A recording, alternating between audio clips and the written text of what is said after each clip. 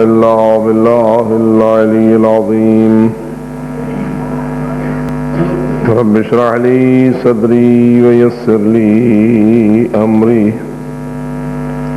واحلل عقدة من لساني يفقهوا قولي. أعوذ بالله من الشيطان اللعين الرجيم. بسم الله الرحمن الرحيم. الحمد لله رب العالمين والصلاة والسلام على أشرف الأنبياء والمرسلين سيدنا ونبينا وشفيع ذنوبنا وطبيب قلوبنا ومولانا أبي القاسم محمد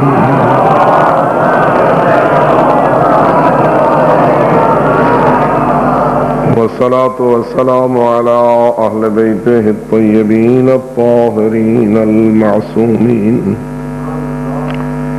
الغر الميامين المنتجبين المكرمين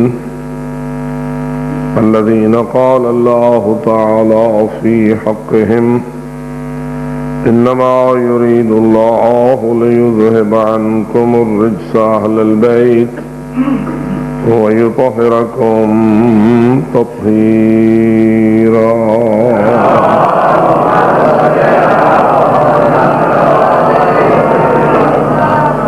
ورحمة الله على محبيهم ومواليهم وشيعتهم أجمعين ولعنة الله على أعدائهم ملعونين من يوم عداوتهم إلى أبد الآبدين. أما بعد فقد قال الله تبارك وتعالى في كتابه المبين وخطابه المتين. بسم الله الرحمن الرحيم. ألف لام ميم. ذلك الكتاب لا ريب فيه هدى للمتقين الذين يؤمنون بالغيب ويقيمون الصلاة ومما رزقناهم ينفقون والذين يؤمنون بما أنزل إليك وما أنزل من قبلك وبالآخرة هم يوقنون اولئک علی ھدی من ربہم اولئک. اور اس سلسلہ خیر کو برقرار رکھنے کے لیے توفیق عطا فرمائے. ہم سب کو ان مجالس کا حق جس قدر ممکن ہے ادا کرنے کی توفیق عطا فرمائے اور مجالس للہیت پر مشتمل پڑھنے کی توفیق بخشے. خداوند منان ہم سب کو اپنی عبادات میں خلوص کی دولت سے مالا مال فرمائے اور ان کو قبول کرتے ہوئے دنیا اور آخرت کے اجر سے ہمیں حصہ وافر عطا فرمائے. جن بزرگان کی کاوشوں اور محنتوں کے نتیجے میں آج یہ سلسلہ عزاداری قائم ہے، خداوند منان ان سب کو جوار رحمت عطا فرمائے اور جوار شہداء کربلا میں بلند منزلتوں کا حقدار قرار اپنی عبادت کی قبولیت کے لیے باعث بلند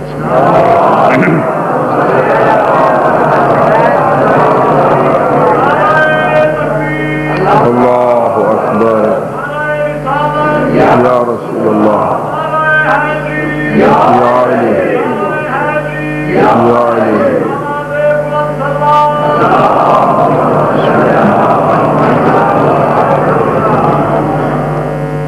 کل کی گفتگو کے آغاز میں نے یہ جملہ آپ کی خدمت میں عرض کیا تھا کہ ہماری عزاداری جو سب سے بہترین عبادت ہے بلکہ دیگر عبادتوں کے لیے بنیادی عبادت کی حیثیت رکھتی ہے، اس کو ایسا ہونا چاہیے کہ غیر مسلم کو مسلمان بنائے، مسلمان کو مومن بنائے، مومن کو متقی بنائے اور متقی کو سلمان بننے میں تعاون فرمائے۔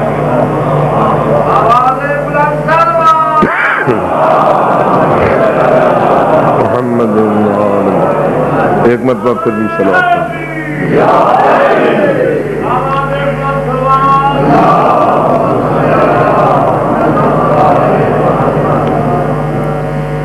واضح ہے کہ یہ عرض جو میں نے آپ کی خدمت میں کی ہے نہ کسی کی شاعری ہے اور نہ کسی کی تک بندی، یہ وہ باتیں ہیں جو دراصل قرآن و حدیث کا خلاصہ ہے۔ مثلاً آپ قرآن مجید کی سورہ بقرہ کی ان پہلی آیات کریمہ پہ غور کریں تو ان میں اللہ نے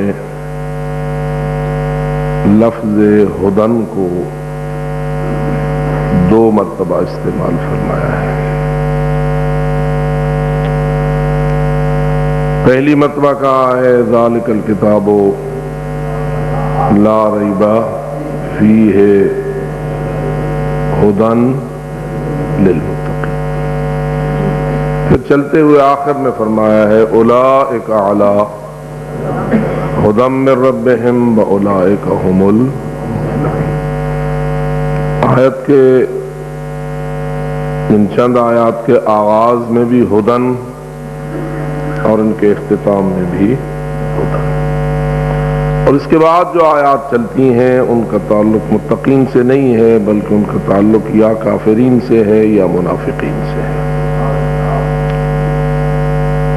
اولئک ھم المفلحون پر آ کر متقین کی بات ختم ہو جاتی ہے، آگے شروع ہو جاتا ہے والذین کفروا، اور پھر اس کے بعد شروع ہو جاتا ہے منافقین کا سلسلہ۔ تو گویا قرآن مجید نے 3 انسانی گروہوں کا ہمیں تعارف کروایا ہے، ایک گروہ ہے متقین کا، دوسرا گروہ ہے کافرین کا، اور تیسرا گروہ ہے منافقین کا۔ ہمیں کس میں سے ہونا ہے؟ جی بل سوچ مجلس اعلیٰ میں آنے والے نہ کافرین میں سے ہوں اور نہ منافقین میں سے ہوں تو باقی کیا بچ جاتا ہے؟ متقین میں سے۔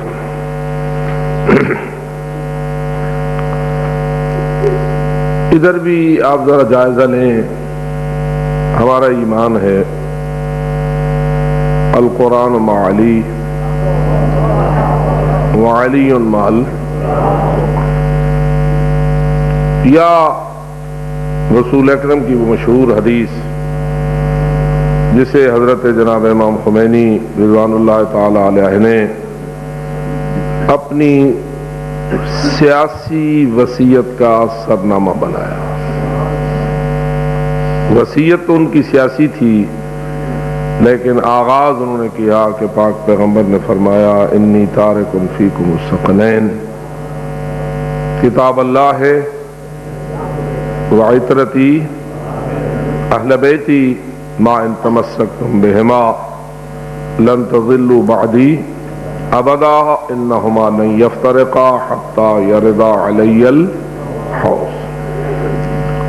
واضح ہے کہ الحمدللہ اتنی کثرت سے یہ حدیث آپ کے سامنے تلاوت کی جاتی ہیں کہ میرے خیال میں اب ان کے ترجمے کی آپ کو زیادہ ضرورت نہیں ہوتی سوائے ان نئے بچوں کے جن کے سامنے زیادہ موقع انہیں نہیں ملا، اس لیے ہم کبھی اس کا ترجمہ بھی اس لیے کر دیتے ہیں کہ جنہیں یاد ہے ان کو دہرایا جائے اور جنہیں یاد نہیں ہے ان کے سامنے آ جائے۔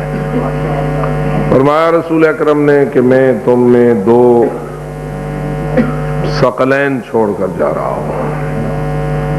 ثقلین کا معنی ہوتا ہے وزنی شے، میں تم میں دو وزنی چیزیں چھوڑ کر جا رہا ہوں، اور واضح ہے کہ اس وزن سے مراد وہ وزن نہیں ہے جس وزن کے ساتھ کسی گندم یا کسی اور جنس کو تولا جاتا ہے۔ اس وزن سے مراد وہ وزن ہے جس سے کسی کی عزت اور عظمت کو تولا جاتا ہے۔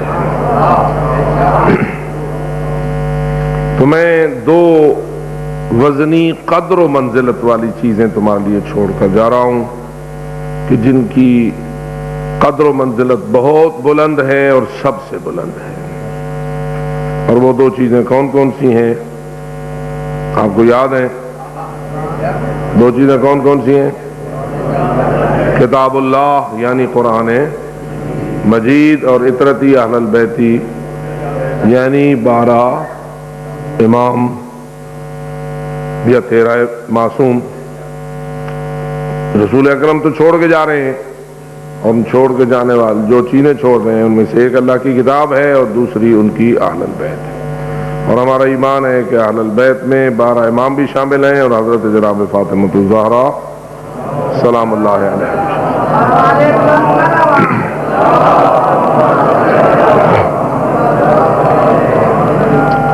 اور پھر حضرت فرماتے ہیں کہ ما ان تمسکتم بہما لن تضلوا بعدی ابدا، اے میری امت والو جب تک تم ان دونوں سے متمسک رہو گے تو کبھی بھی گمراہ نہ ہوگے۔ یعنی تمہاری ہدایت کا ضامن ہے یہ دو چیزیں، بشرط کہ تم ان دونوں سے متمسک رہو۔ اگر تم ان دونوں سے متمسک رہو گے تو گمراہی کبھی تمہارے قریب نہیں آئے گی، اور جس کے قریب گمراہی نہ آئے وہ کس پہ ہوتا ہے؟ جو گمراہی سے بچ جائے وہ کس پہ ہوتا ہے؟ یعنی تم ہدایت پہ رہو گے۔ اور پھر آخر میں فرمایا انہما لن یفترقا، یہ دونوں کبھی ایک دوسرے سے جدا ہونے والی چیزیں نہیں ہیں، حتی یرد علی الحوض، یعنی روز محشر ہوگا، روز قیامت ہوگا، دنیا ختم ہو جائے گی، محشر بپا ہو جائے گا، محشر بھی ختم ہو جائے گا، پل صراط سے گزر جاؤ گے، اور پھر جب حوض کوثر پہ آؤ گے تو وہاں تک اہل البیت قرآن کے ساتھ رہیں گے، اور قرآن اللہم صلی تو اگر رسول اکرم نے کہیں فرمایا قرآن علی کے ساتھ ہے اور علی قرآن کے ساتھ، تو واضح ہے کہ یہ تعریف فقط ذات علی کی نہیں ہے، بلکہ اس لیے ہے کہ علی بھی اہل البیت میں سے ہے۔ اصل تعریف ساری اہل البیت کی ہے، تعارف اہل البیت کا ہے، لیکن چونکہ اہل البیت میں سے سب سے پہلے فرد یا سب سے افضل فرد علی مولا امیر المومنین علیہ الصلوۃ والسلام ہیں، اس لیے پاک پیغمبر کا طریقہ کار یہ رہا ہے کہ کبھی نام علی لے کر اہل البیت کی تعریف کرتے ہیں، اور کبھی اہل البیت کا نام لے کے علی کی تعریف کرتے ہیں۔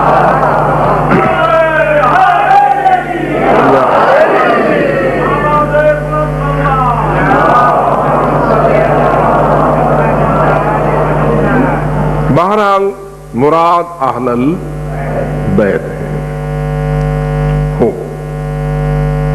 اب جب یہ رسول اکرم نے فرمایا کہ علی قرآن کے ساتھ، قرآن علی کے ساتھ، اہل البیت قرآن کے ساتھ، اور قرآن اہل تو اب رسول اکرم کی مراد میں کیا یہ بات بھی ہے کہ جب قرآن کہتا ہے ذالک الکتاب لا ریب فیہ، یہ کتاب لا ریب فیہ ہے، یعنی اس میں شک و شبہ والی کوئی بات 100% حق ہے، اس میں ایک نقطہ بھی ایسا نہیں ہے جو حق سے دور ہو، اور اس میں شک کرنے کی کوئی گنجائش۔ جب قرآن کہتا ہے یہ کتاب لا ریب فیہ ہے، اور رسول کہتے ہیں علی کتاب کے ساتھ ہیں، کتاب علی کے ساتھ ہے، قرآن علی کے ساتھ ہے، علی قرآن کے ساتھ ہے، تو کیا اس کا معنی یہ بنتا ہے کہ علی بھی لا ریب فیہ ہے؟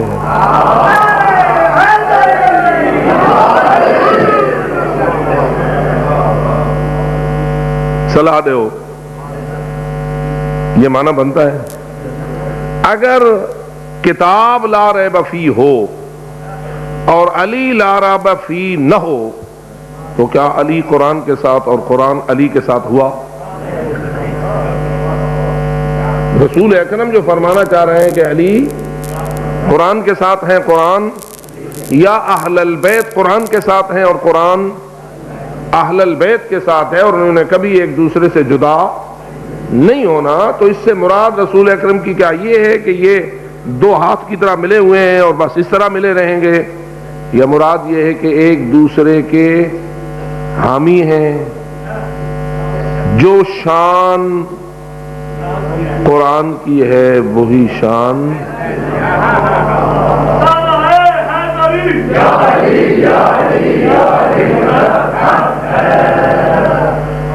تو میں گویا ذالک الکتاب لا ریب فی سے اگر یہ نتیجہ اخذ کروں کہ جو فضیلت اللہ نے اپنی کتاب قرآن کی بیان کی ہے، رسول اکرم نے وہی فضیلت علی مال قرآن کہہ کے علی کی بیان کر دی ہے، تو کیا خیال ہے یہ بات صحیح ہے یا ویسے شاعری ہے؟ جی شاعری تو نہ ہوئی، یہ کوئی تخیلات اور خیال بافی نہیں ہے، بلکہ دراصل یہ حقیقت ہے۔ اس لیے کہ وہ جیسے وکیلوں کا طریقہ ہوتا ہے نا کہ ججوں کے سامنے کھڑے ہوتے ہیں اور کہتے ہیں اس دفعے کے اس کلاس کو پڑھو، پھر اس دفعے کے اس کلاس کو پڑھو، ان دونوں کو ملا کے پڑھو تو نتیجہ یہ برآمد ہوتا ہے۔ جب بحث کر رہے ہوتے ہیں وکلا تو ان کا یہ طریقہ کار ہوتا ہے، آئین کی دفعات، قانون کی دفعات کو ایک دوسرے کے ساتھ ملا کر پڑھ کے وہ نتیجہ نکالتے ہیں۔ تو میں بھی قرآن کی آیت کو رسول کے فرمان کے ساتھ ملا کے پڑھ رہا ہوں۔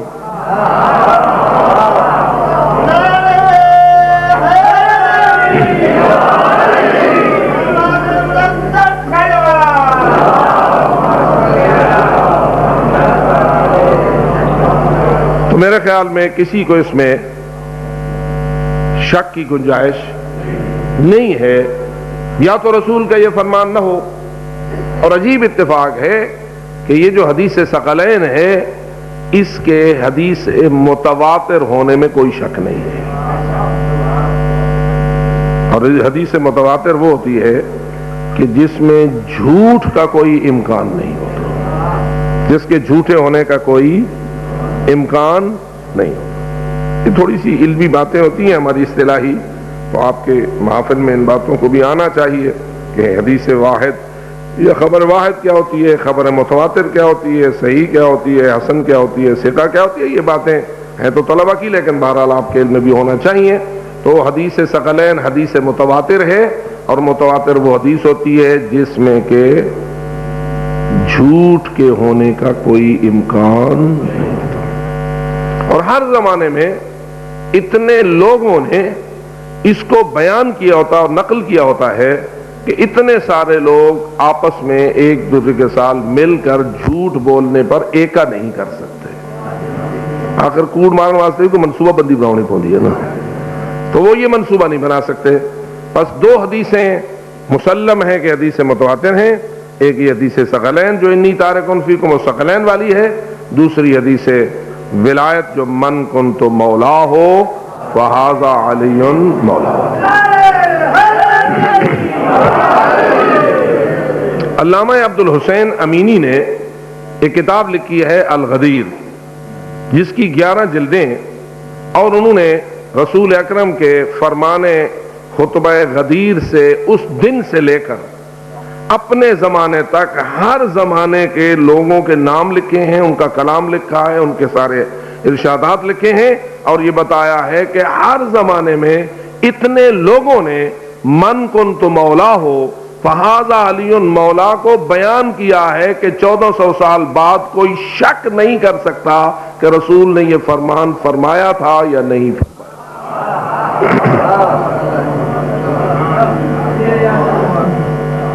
اسی لیے شاید معصوم نے فرمایا مداد العلماء افضل من دماء الشہداء کہ علماء کے قلم کی سیاہی شہیدوں کے خون سے بھی زیادہ فضیلت رکھتی ہے.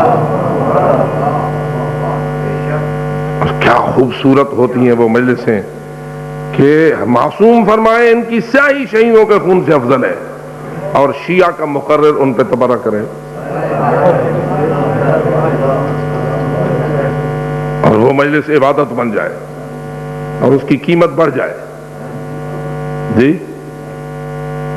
میں آپ کو دوسری تصویر کا دوسرا رخ اس لیے دکھاتا ہوں تاکہ انسان کے سامنے جب تک دوسرا رخ نہ آئے اس وقت حق مکمل طور پر واضح. دن کے ساتھ رات ہوتی ہے تو دن کی عظمت کا پتہ چلتا ہے، رات کے ساتھ دن ہوتا ہے تو رات کے رات ہونے کی عظمت کا پتہ چلتا ہے. اگر دن ہو اور رات نہ ہو تو دن کی عظمت کا کوئی پتہ نہیں، رات ہو اور دن نہ ہو تو نہیں پتہ چلتا. تو رف الاشیاء بازدادہا، ایک چیز کی عظمت اس کی ضد کو دیکھ کر پتہ چلتی ہے. سارے جو مرد ہو میں تھے عورت ہو گئی کوئی نہ ہو. کیا خیال ہے؟ بآواز بلند صلوات.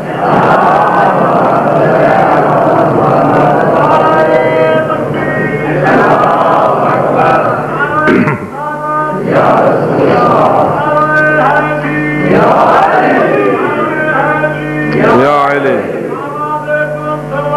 اللہم صلی. تو بہرحال حدیث ثقلین بھی متواتر ہے اور حدیث من کنت غدیر یہ بھی متواتر ہے. اور میں رسول اکرم کے اس فرمان ہر آیت لا ریب فیہ ہے یا ہر لفظ لا ریب فیہ ہے جی، اور اگر اس کی ہر زبر زیر شد مد پیش وغیرہ سب کچھ لا ریب فیہ ہے تو پھر اہل البیت کا کون سا عمل لا ریب فیہ نہیں ہے؟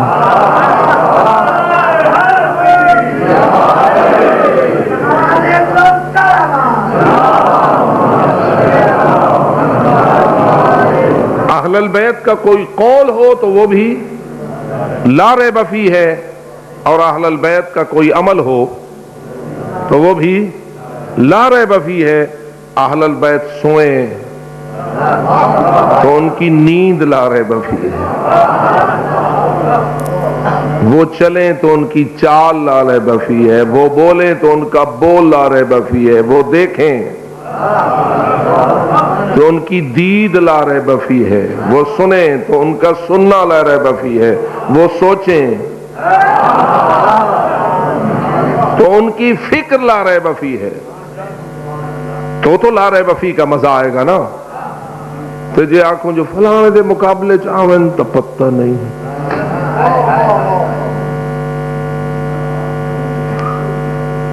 حب الشیء یعمی و یسم، کسی شے کی محبت بندوں کو اندھا اور بہرا کر دیتی ہے. کیا کریں دیئے؟ محبت بندے کو اندھا تے بہرا بنا دیتی ہے. اکھی کان وال کہہ نہیں رہا دے وہ اندھی محبت ہی ہوندی ہے. اللہ کرے کہ محبت ان سے ہو جو لا ریب فیہ ہے.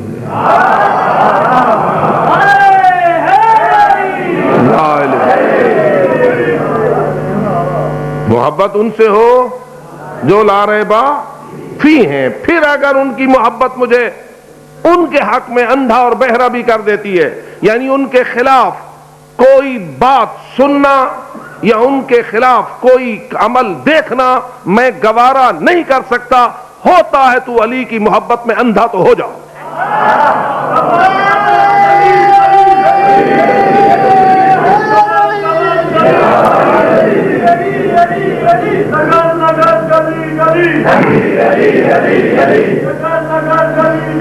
علی علی علی علی. یہ پتہ نہیں میرا لفظ سمجھ آئے تو کوئی نہیں آیا جی. علی دی محبت ہے اندھا تھی. کیا مطلب؟ وال کہیں بے دی گال نہ سوڑو. ٹھیک ہے. بندہ اگر کہیں بے دی محبت اندھا تھی وجہ تو وہ سارے ہیں مشکوک. وہ لا ریب فی، اہل بیت کے علاوہ باقی کوئی لا ریب فی، جڑا لا ریب فی نہ ہوئے وہ کیا ہوندے؟ مشکوک۔ جے بندے کو محبت تھی ونجے مشکوکاں نال ہے تے تھی اندھی ونجے، محبوب ہوئے مشکوک تے محب ہوئے اون مشکوک تے حق کے اندھا، بس وال پتہ نہیں لیلا کیڑی ہے تے مجنو کیڑا ہے۔ اللہم صلی علی محمد وعلی۔ اور آپ تجربے میں دیکھیں، غیروں یعنی غیر اہل البیت، غیروں کی محبت میں جو لوگ اندھے ہوئے ہیں وہ کبھی اس چال کا سہارا لیتے ہیں، کبھی اس ڈھنگ کا سہارا لیتے ہیں، کبھی اس انداز کا سہارا لیتے ہیں، بات بنانے کی کوشش کرتے ہیں لیکن بن نہیں آتی۔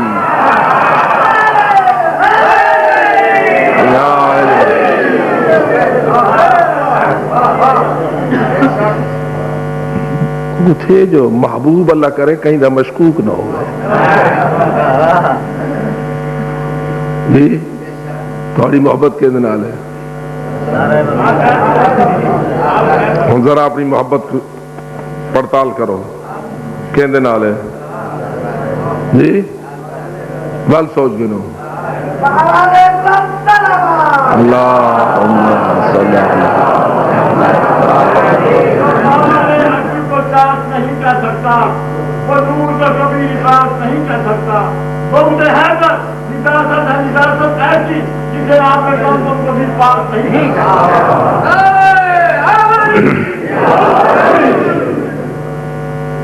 عزیزان من، خوشابخت ہیں وہ لوگ جن کے خانہ محبت میں علی سجا ہوا ہے۔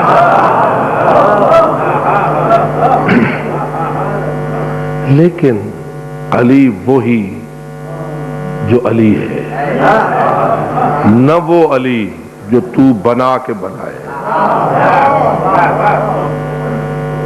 تیری ایک مشکل یہ ہے کہ آج تجھے علی بھی بعض معاملات میں بناوٹی پیش کیا جاتا ہے۔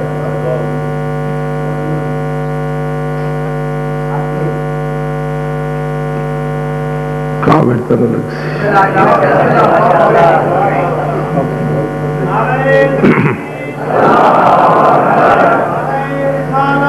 یا رسول اللہ۔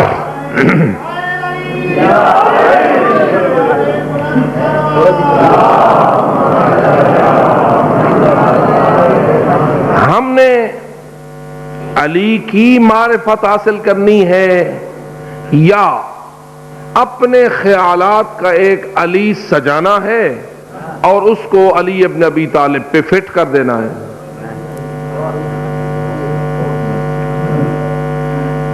یہ تھوڑی جی میں تھوڑی جی کوڑی گال کی تھی۔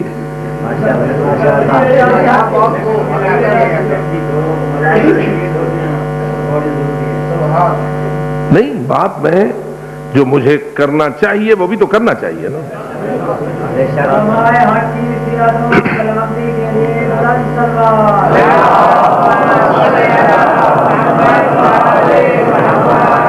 یعنی اگر آپ ناراض نہ ہوں اور کبھی کسی صحیح حقائق سے آگاہ عالم دین کو آپ ریفری بنا کر بٹھا دیں۔ ریفری کا مطلب بھئی اس کو حق حاصل ہو کہ جہاں غلطی دیکھے روک دے۔ ریفری میں کریں نا، یہ جڑے میچیں ریفری ہونے نا، کیا کریں دیں؟ کوئی فاؤل کھیڑے وہ کیا کریں دیں؟ سیٹی مار کے روک دیں، ٹھیک ہے، نمبر کاٹ کے دیں، ہوتا ہے نا؟ ریفری کو حق ہوتا ہے یا نہیں؟ اگر آپ کسی حقیقت شناس عالم دین کو اپنے مجلس خان کا ریفری بنا کر بٹھا دیں اور وہ تمہارے سامنے علی پیش کرے، اس کو حق حاصل ہو، جہاں بناوٹ ہے روک دے اور جہاں حقیقت ہے شاباش دے دے. کیا خیال ہے تھوڑا؟ میرے خیال ہے ریفری کو بولن دی لوڑ کہنا پوسی.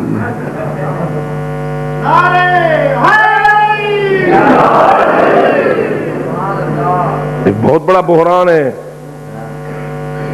ایک بہت بڑا بحران ہے. تیرے باپ کی تعریف نہیں ہو رہی،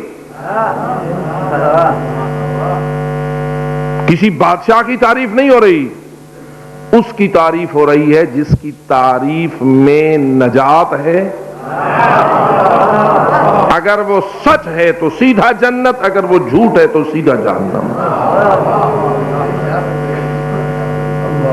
اس لیے کہ قرآن مجید میں کتنا بناوٹ جائز ہے. اللہ کی کتاب میں کتنی بناوٹ جائز ہے. کوئی ایک نقطہ، کوئی ایک زیر زبر، کوئی ایک شد مد، کوئی چھوٹی سی بناوٹ جائز ہے نہیں. اگر قرآن میں ایک نقطے کی بناوٹ بھی جائز نہیں تو جو مال قرآن ہے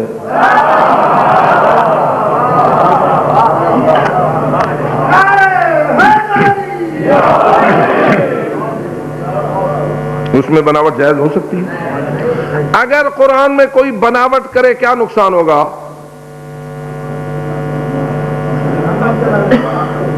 فقط وہ جہنم جائے گا یا بہت ساروں کو لے جائے گا؟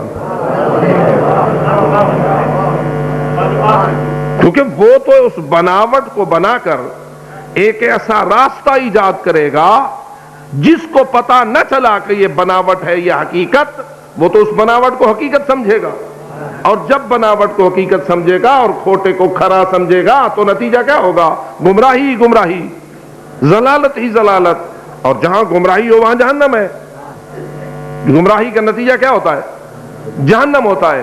بس میرے دوستو، اگر 1400 سال میں قرآن کی حفاظت واجب رہی ہے اور قرآن کے ایک نقطے میں بھی اور ایک زیر زبر میں بھی بناوٹ جائز نہیں رہی، اور ہمارا سب سے بڑا فخر یہی ہے کہ تورات کو بگاڑ دیا گیا، زبور کو محرف کر دیا گیا، انجیل کا چہرہ مسخ کر دیا گیا، ان سب کتابوں کو اپنی حقیقت سے ہٹا دیا گیا. اور جب ہٹیں یہ کتابیں اپنی حقیقت سے تو ایسے عیسائی وجود میں آئے جہاں ایمان نام کی کوئی شے نہیں، ایسے یہودی وجود میں آئے جہاں ایمان نام کی، حق نام کی کوئی چیز نہیں. پس اگر کتابیں خراب نہ ہوتی تو وہ مذہب بھی خراب نہ ہوتے. ٹھیک ہے؟ تو سب سے بڑا فخر ہمارا یہ ہے کہ کتابوں کو تبدیل کیا گیا لیکن اللہ کی کتاب کو تبدیل نہ کیا گیا. آج اگر قرآن محفوظ ہے تو جتنا قرآن کو محفوظ ہونا چاہیے اتنا ہی مال قرآن کو بھی محفوظ ہونا چاہیے. میں کبھی کبھی کہتا ہوں تم اپنے والدین کے ایصال ثواب کے لیے، ماں کے، دادے کے، باپ کے، بیٹے کے اور اپنے مرحومین کے ایصال ثواب کے لیے مجلسیں پڑھواتے ہو، لیکن ان مجلسوں میں ہو رہی ہوتی ہے بناوٹ. پتہ نہیں تمہیں کتنا ثواب ملتا ہے. اور اگر ہم بات کرتے ہیں تو پھر لوگ اس کو پتہ نہیں کیا کیا معنی اپنے ذہن میں پہناتے ہیں. انہاں دی دکانداری ہے، انہاں دا اپنا یہ ہے، انہاں دا وہ. ٹھیک ہے، میرے بارے میں تو غیر معصوم بندہ ہوں، آپ جو بھی کوئی تصور کرتے پھریں آپ کی اپنی ثوابدید ہے، لیکن آپ کے پاس ثبوت ہونا چاہیے. لیکن اتنا تو یاد رکھ، نہ قرآن میں تحریف جائز ہے نہ اہل میں تحریف جائز ہے. ایسا نہیں ہونا چاہیے. اس لیے کہ جس طرح قرآن لا ریب فیہ ہے اسی طرح اہل البیت بھی. جن کو بات میری سمجھ آئی ہے وہ بآواز بلند سمجھ.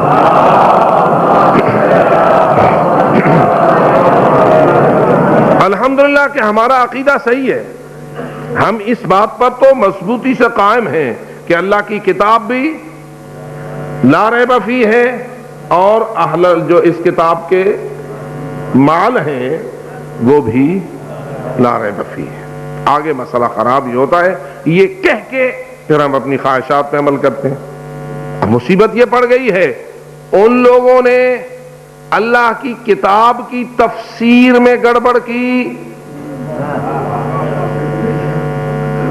اور ہمارے کچھ لوگوں نے اہل البیت کی تفسیر میں گڑبڑ کی۔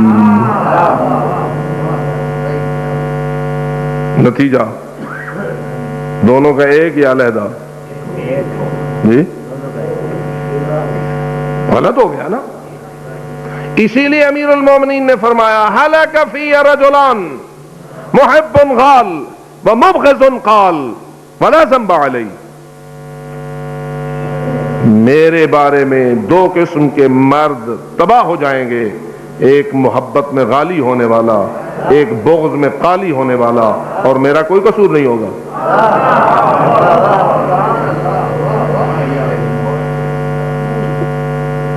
حاجی ضمیر حسین صاحب، آپ بغض کے بارے میں تو ربائی پڑھتے ہیں کہ جس سینے میں بغض آیا اس کا بیڑا، یہ انہیں پڑھی ہوئے نا۔ تو کچھ لوگ ایسے ہیں جن کو محبت بھی وہاں پہنچاتی ہے جہاں بغض پہنچاتا ہے۔ چونکہ امیر المومنین نے لفظ ہلاک دونوں کے لیے استعمال کیا ہے۔ ہلاک ہو گئے دو قسم کے بندے، بغض والا ہلاک ہو گیا جو قالی بنا، اور محبت والا بھی ہلاک ہو گیا جو غالی بنا۔ اب یہاں کہتے ہیں غالی ہو ہی نہیں سکتا کوئی، یعنی تیری مجلسوں میں لوگ اس کے دم بھرتے ہیں، علی دی محبت غالی تھی نہیں سکتا کوئی حد ہوئے تھا۔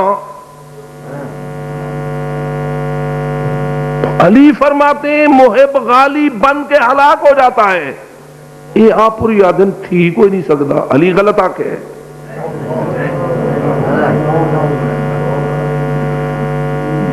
یا تو کہو کہ مولا علی نے یہ نہیں فرمایا، یا مانو علی حق کہہ رہے ہیں میں غلط جا رہا ہوں، یہ کہہ کے کہ کوئی غالی ہو نہیں سکتا، ہو سکتا ہے تجھے سمجھ نہیں آتی کہ غالی ہوتا کیا ہے۔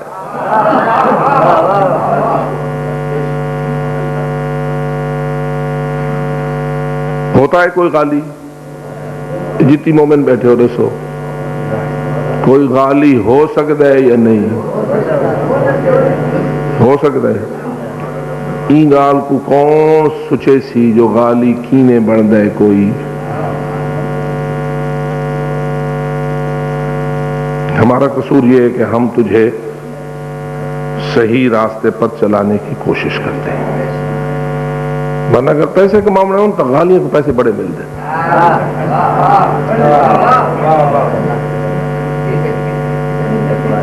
سعودی عرب قالیاں کو پیسے بہت ملتے ہیں، پاکستان غالیاں کو پیسے بہت ملتے ہیں۔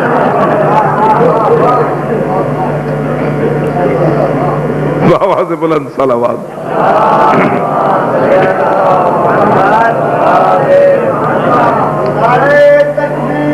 اللہ اکبر یا رسول اللہ۔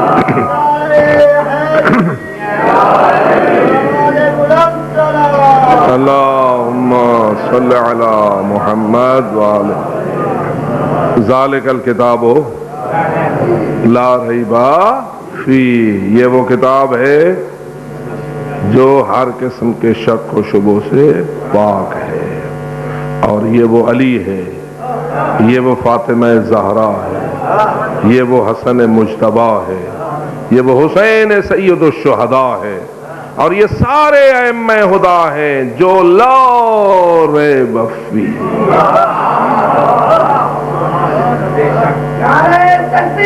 اللہ اکبر یا رسول اللہ یا الہی اللہم صلی۔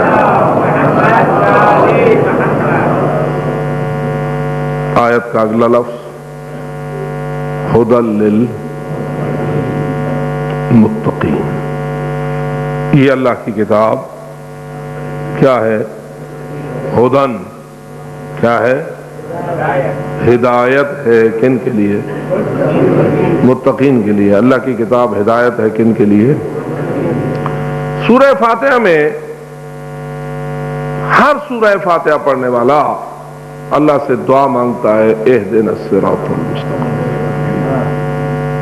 اے اللہ مجھے صراط مستقیم کی ہدایت فرما۔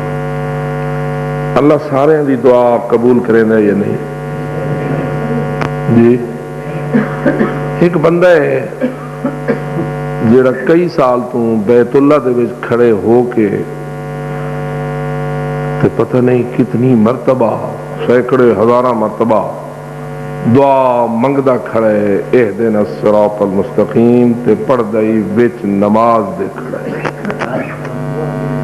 تے پچھوں دے 25 لاکھ بندے 35 لاکھ بندے کھڑے نماز پڑھے، وہ دعا منگدا کھڑے کون ہو؟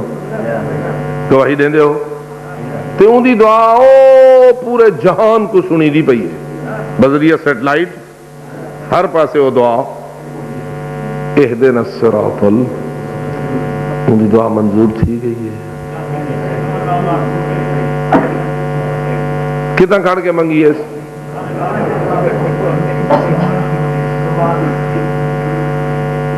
ایک نے منگی ہے، انہیں پچھوں لکھاں بے کھڑے جی، روزے نال منگدے کھڑے نماز دے وچ منگدے کھڑے منظور تھی گئی ہے۔ ہدایت انہوں کو صراط مستقیم دی تھی گئی ہے۔ تعصب نال بلیندے پہ ہو یا حقیقت گل پہ؟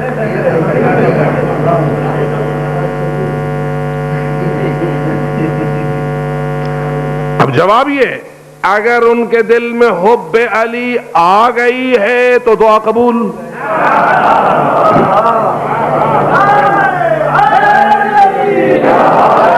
اور اگر نہیں آئی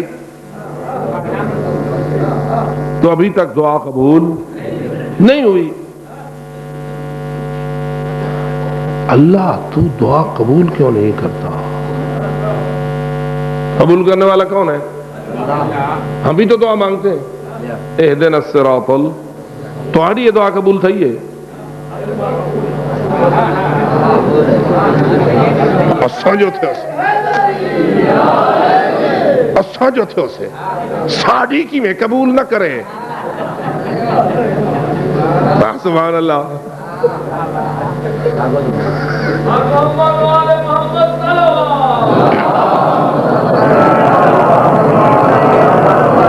یعنی نا مطلب یہ تھا جو اللہ ہے ساری پارٹی دا،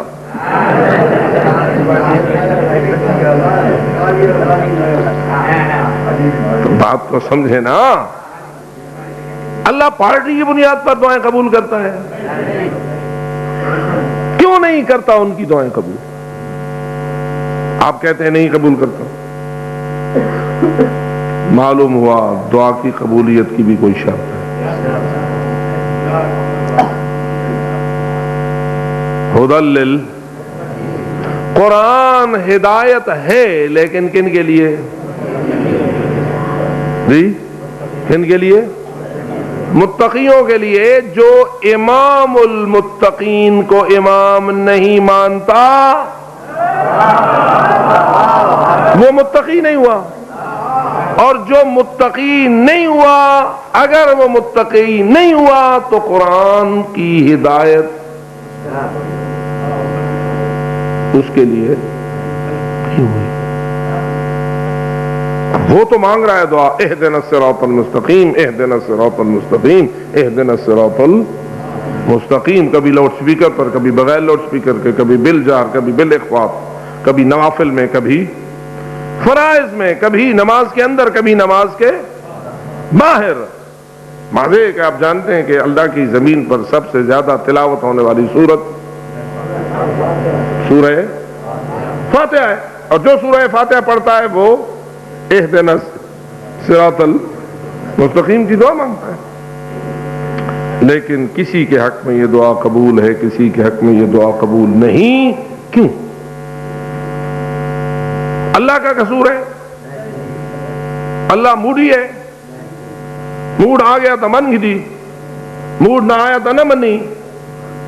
اج اللہ سائیں دا موڈ چنگا آ سارے نہیں من گی، اج اللہ سائیں دا موڈ ٹھیک نہ ہا تے سا کہیں دی۔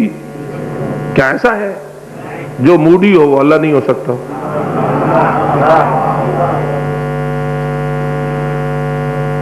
موڈ والی بات، بھئی ہم تو موڈ والی بات محمد و آل محمد کے حق میں نہیں مانتے، جس نے محمد کو محمد بنایا ہے اور جس نے علی کو علی، جس نے فاطمہ زہرا کو فاطمہ بنایا ہے، اس کے بارے میں کوئی کیسے تصور کر سکتا ہے؟ جو بنے ہیں وہ موڈی نہیں، بنانے والوں کے متعلق کیسے ہو سکتا؟ تو اس لیے بات شرائط کی ہے، پاس ہونے کے شرائط ہوں گے تو کوئی پاس ہوگا، اگر پاس ہونے کے شرائط نہیں ہوں گے تو پاس نہیں کریں گے۔ شرائط ہونا پاس کر دیا جائے یہ عدالت کے خلاف ہے، شرائط ہونا اور پاس کر دیا جائے تو یہ وضو ہو نہ ہو نماز قبول ہو جائے گی جی، وضو نہ ہو تو کتنی رکعتوں کے بعد نماز شروع ہو جاتی ہے قبول ہونا؟ چلو 500 رکعتاں تو ساں قبول نہ کرو، بات اگو تو مان گھنو، کیونکہ نماز کی صحت کی شرط ہے باوضو ہونا اور باغسل ہونا، یعنی بات طہارت ہونا۔ اگر طہارت نہیں کرتے ہو، غسل و وضو ہو، یہ طہارت نماز ادا نہیں کرتا، پھر اس کے بعد وہ کروڑوں رکعتیں پڑھے، اربوں نمازیں پڑھے، بارگاہ الہی میں کبھی بھی وہ قبول نہیں ہو سکتی، اس لیے کہ شرط پوری نہیں۔ تو جب ایسا ہے تو دعائے اہدنا الصراط المستقیم بھی اس وقت تک اللہ قبول نہیں کرتا جب تک کہ قبولیت کی شرائط کو یہ دعا مانگنے والا پورا۔ اور اللہ نے کہہ دیا ہے میری کتاب ہدایت ہے متقیوں کے لیے، تو میرا علی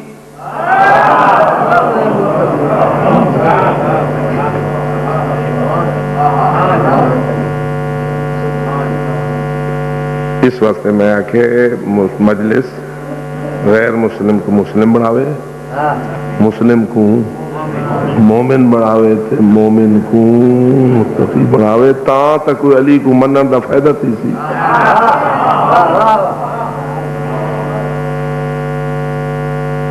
کال مٹھی ہے کوڑی ہے، اچھا مٹھی ہے، مانتا بان گئے اسے متقی بنے بدے ہیں۔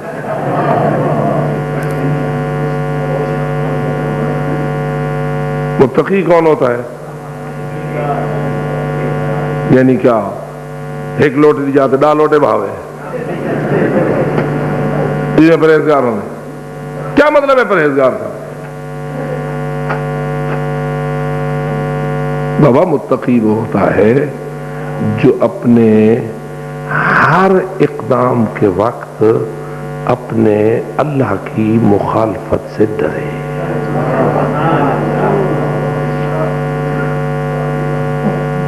اللہ سے ڈرے، میں نے اس کو تھوڑا سا مفصل کیا ہے۔ ڈرے یعنی کوئی اللہ ڈراؤنی شے تو نہیں ہے، ڈرے کس سے؟ اللہ کی مخالفت سے ڈرے، اس کی نافرمانی سے ڈرے، اس کی معصیت سے ڈرے۔ کب ڈرے؟ جب بھی کوئی کام کر رہا ہو، کوئی اقدام کر رہا ہو، کوئی ارادہ کر رہا ہو، کوئی فیصلہ کر رہا ہو، کچھ بھی کر رہا ہو، بولے تو بولتے وقت اللہ کی مخالفت سے ڈرے۔ تو یہ مجلس والی بول بولے، مجلس پردہ کھڑا ہوئے والو، مجلس جو پردہ کھڑا ہوئے اتھائی اللہ کو ڈرے یا نہ ڈرے؟ جی ڈرے یعنی کیا کرے؟ مخالفت خدا کو ڈرے، یعنی اللہ دی مخالفت وچ نہ بولے، کوئی ایسی بات نہ بولے جس سے اللہ ناراض ہوتا ہے۔ تو سونا لالتے چھوٹے ڈکے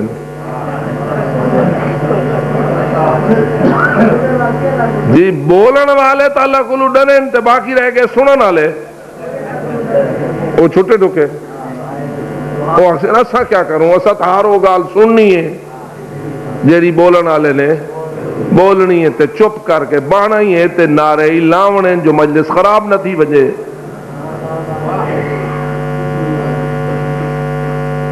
تے باقی رہ گئے بانی. ہم نے تو ہر اس کو بلانا ہے جو مجمع زیادہ لگاتا ہے بھاویں اللہ کو لو ڈرے پہ بھاویں اللہ کو لو نہ ڈرے. پتہ نہیں میرے گانی سچی ہیں کوڑی ہیں میٹھی ہیں کوڑیاں ہیں. میرے عزیزو یاد رکھو مذاق نہیں ہے. میں کبھی کبھی تھوڑی سی گفتگو آپ کے حواس کو مختل ہونے سے بچانے کے لیے اس انداز سے لے لیتا ہوں کہ تھوڑی سی آپ کو ہنسی آ جاتی ہے, ورنہ اس ہنسی کا مقصد یہ نہیں ہے کہ میں نے آپ کو ہنسانا مقصود ہے. میرا مقصد یہ ہے کہ تم بور نہ ہو, وہ حقائق کو سنو سمجھو.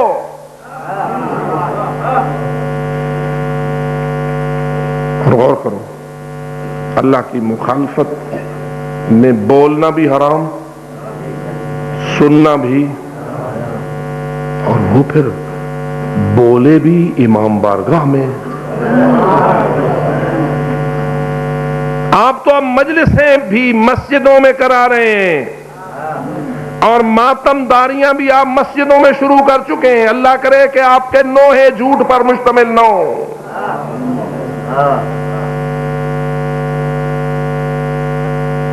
مسجد میں جھوٹ بولنا جائز ہے؟ دنیا کا جھوٹ تو ناجائز ہے, لیکن دین میں جھوٹ. اگر کوئی بندہ مسجد میں جا کے کہے میں نے تیرا 10,000 روپیہ نہیں دینا, ہو جھوٹ, گناہگار ہے یا نہیں؟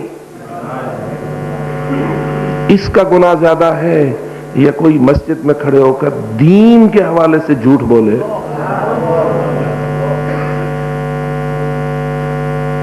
دنیا کے بارے میں جھوٹ بولنا بڑا جرم ہے یا دین کے بارے میں؟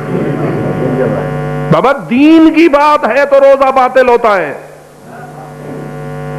اگر کوئی بندہ حالت روزہ میں اپنے لین دین کے معاملے میں جھوٹ بولے تو اس کا روزہ باطل نہیں ہوتا, لیکن آل محمد کے بارے میں جھوٹ بولے, جانتے ہو نا روزے کے مبتلات میں سے ایک چیز ہے یا نہیں کہ جو معصوم کی طرف جھوٹی بات منسوب کرے اس کا روزہ باطل ہے. لیکن اگر کوئی اپنی دکانداری کے حوالے سے جھوٹ بولے حالت روزہ میں ہو اور اپنے کاروبار کے معاملے میں جھوٹ بول دے, کیا اس کا روزہ باطل ہے؟ کاروباری دنیاوی جھوٹ روزے کو باطل نہیں کرتا, مولا علی کی طرف جھوٹی بات تیرے روزے کو باطل کر دیتی. پتہ چلا نا کہ دین کے حوالے سے جھوٹ بولنا سخت ہے, اس کا نقصان زیادہ ہے, اس کی تباہی زیادہ ہے. اگر تو دنیا داری کے حوالے سے جھوٹ بولے گا تو تیرا رزق حرام ہوگا, اگر تو دین کے حوالے سے جھوٹ بولے گا تیرا ایمان تباہ ہو جائے گا.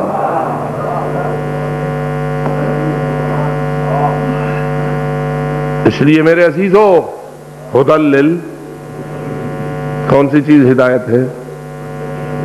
کون سی چیز؟ اور امام پاک متقیوں کے لیے ہدایت نہیں, وہ ہر ایک کے لیے ہدایت ہے. بات وہی ہے جیسے قرآن لا ریب فی ایسے علی لا ریب فی, جیسے قرآن ہدی للمتقین ایسے ہی مولا علی بھی ہدی یعنی ان کی ہدایت سے بھی وہی فیض یاب ہوگا جس کے سینے میں تقوی کا نور ہوگا. اگر تقوی کا نور نہیں ہے نہ قرآن کی ہدایت فائدہ پہنچائے گی نہ امام کی ہدایت فائدہ پہنچائے گی.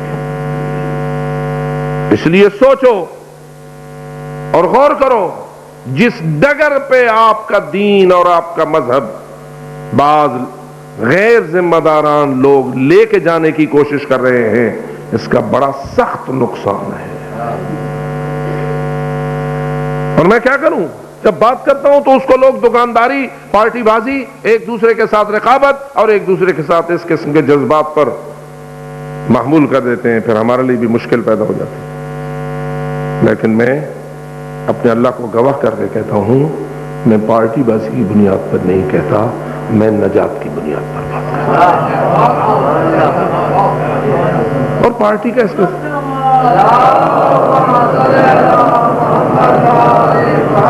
اگر ہدایت اور دین، ایمان اور آخرت یہ اہم نہ ہوتی تو آج کی تاریخوں میں زہرا کی بیٹی ابن زیاد کے دربار میں اس انداز میں نہ ہوتی جس انداز میں وہ لائی گئی۔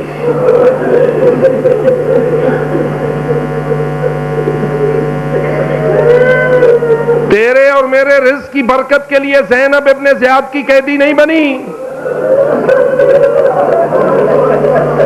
تیری اور میری دکانداری کے نفع کے لیے دختر زہرا ہاتھوں میں رسیاں نہیں ڈالے ہوئے،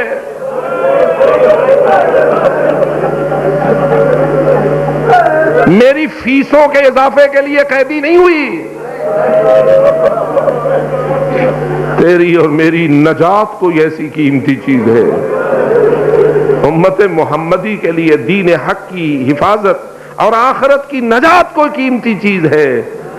گویا کہہ رہی ہے اکبر کا زخم سہ سکتی ہے، علی اکبر کا زخم کوئی معمولی زخم نہ تھا۔ اللہ نہ کرے کسی کا نوجوان اس طرح مارا جائے جیسے علی اکبر مارا گیا۔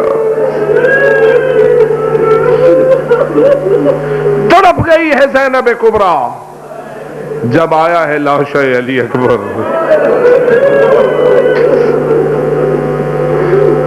جہاں تک میں روایات کا جائزہ لیتا ہوں معلوم ایسا ہوتا ہے کہ مقتل سے تو علی اکبر کو اٹھا کے لائے تھے جوان، لیکن خیمے کے اندر لاشا نہ گیا تھا، خیموں کے باہر ابھی پڑا تھا کہ رسول کی بیٹی تڑپ کے باہر آئی۔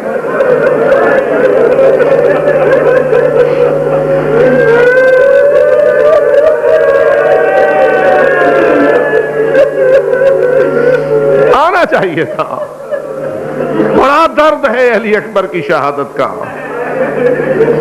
بڑا درد ہے علی اکبر کی شہادت کا۔ علی اکبر نے حسین جیسے صابر کو بھی رونے پہ مجبور کر دیا۔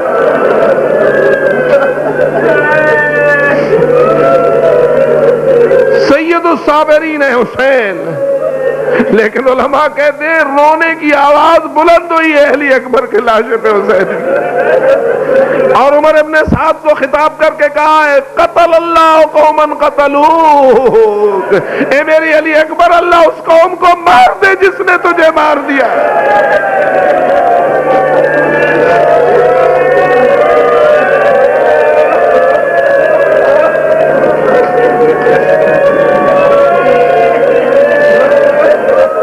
آپ خود اندازہ کریں جس علی اکبر نے امام حسین کا یہ حال کیا ہے، خدا جانے زینب کبریٰ کے جگر پہ کیا اثر ہونا چاہیے۔ اب مجھے نہیں معلوم میں کس کس کی مصیبت کو ذکر کروں۔ علی اکبر کے بارے میں امام حسین نے کہا علی الدنیا بعدک العفا یا بنی، بیٹا دنیا پر خاک ہے تیرے بعد، لیکن عباس کے لاشے پہ کہا میری کمر ٹوٹ گئی۔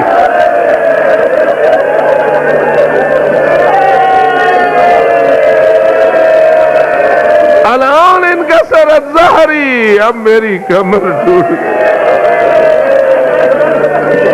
معلوم ہوتا ہے عباس زور کمر تھا امام حسین کا، گرا ہے عباس، ٹوٹی ہے کمر۔ لیکن مجھے بتاؤ جس جوان کی شہادت نے امام حسین جیسے امام کی کمر کو توڑ دیا، اللہ جانے اس جوان کی شہادت نے زینب کبریٰ پہ کیا اثر کیا، دختران زہرا پہ کیا اثر کیا۔ مجھے نہیں معلوم، فطرت کے تقاضے مختلف ہوتے ہیں، مردوں کا کچھ حساب اور ہوتا ہے، عورتوں کا حساب اور ہوتا ہے۔ میں حیران ہوتا رہتا ہوں، کبھی کبھی یوں ذہن میں خیال آ جاتا ہے